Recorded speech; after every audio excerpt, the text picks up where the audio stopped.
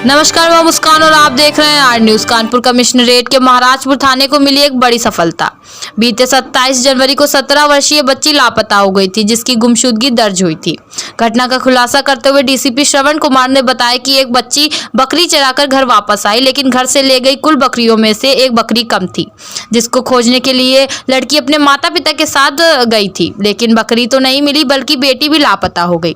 परिजनों ने काफी खोजबीन तलाश के बाद जब बेटी नहीं मिली तो परिजनों ने थाने में मामला दर्ज कराया था। उसके कुछ दिनों बाद बच्ची का शव अरहर के खेत में पड़ा मिला था। इसके बाद पुलिस ने टीम गठित करके जांच पड़ताल कर रही थी, जिस पर पुलिस ने कड़ी मशक्कत के बाद गांव में रहने वाले एक युवक को हत्या के आरोप में गिरफ्तार किया है और जेल भेज रही है। पुलिस बाकी अन्य अभियुक्तों की तलाश के लिए छानबीन शुरू कर दी है।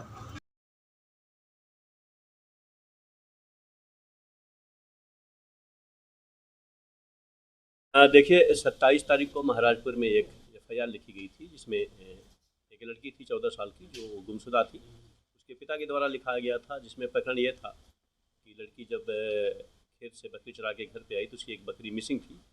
जिस आधार पे जब उसके माता पिता उसको ढूंढने गए तो लड़की भी पीछे पीछे गई, लेकिन वो रात तक लौट के नहीं आई।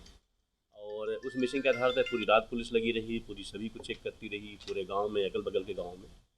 फाइनली 2 दिन बाद लड़की की बॉडी मिली अरहर के खेत से, जिसके आधार पे हमारी टीमें लगी, 3 टीमें लगी, सर्विलांस की टीम लगी, बाकी टीम लगी, हमारे एसीपी लगे, एडीसीपी लगे, हम लोग लगे, हमारे इंस्पेक्टर महाराजपुर लगे। और जिन लड़कों पे फादर का डाउट था उनको हम लोगों ने उठाया और फाइनली इंट्रोगेट में एक एक्यूज जो था, उसने जिस घटना कारित किया था उसका जानकारी मिली।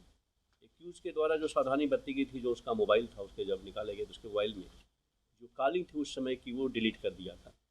और जबकि जब सीडीआर निकाला गया तो उसमें वो कॉलिंग आई थी, जिसने अपने भाई से बात किया था, बाकी लोगों से बात किया था। और उसका जो टेस्ट कराया गया उसमें टेस्ट में भी काफ़ी चीज़ें पॉजिटिव आई थी।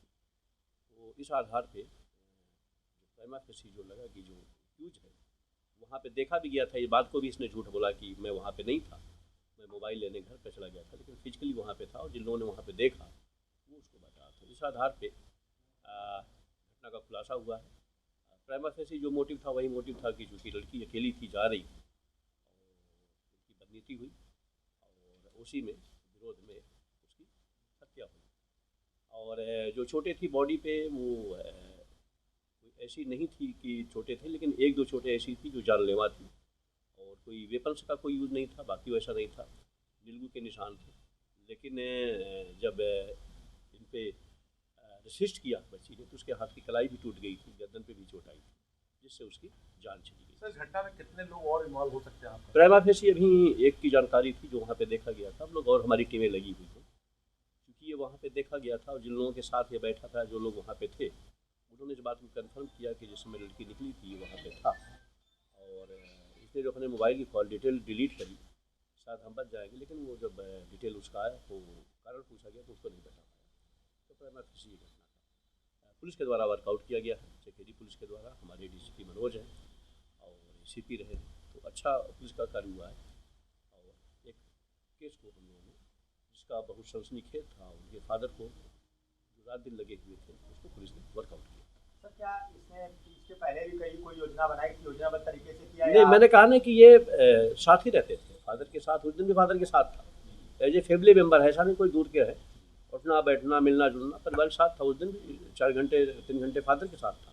तभी फादर ने लिखित में तहरीर दिया, सस्पेक्ट किया इसके ऊपर, ये हो सकता है। सर, क्या रिश्ता, मतलब बच्चों क्या, जिससे बच्चे घर में पारिवारिक संबंध होते हैं? नहीं, अब जगह ना गाँव घर के हैं तो आते जाते रहते हैं, किसी को नहीं। मामा इस टाइप क्या? नहीं, ये तो दूसरे गाँव के हैं, दूसरे गाँव। सर, क्या लड़की ने ये कह दिया था कि मैं तुमको पहचानती हूँ, इससे डर तुम्हारे से पकड़ दिया? मैं भी पास हुआ होगा कि चूँकि अब नहीं है, लेकिन जिस तरीके से रेसिस्ट किया, हाथ की कलाई टूटी है, तो प्राइमा फेसी लगा। क्योंकि वो शाम का समय था और बगल में खेत भी था जो छिपने की जगह थी। तो गलत नीयत से उसने अटेम्प्ट किया, जिसमें फाइनली जान चली गई।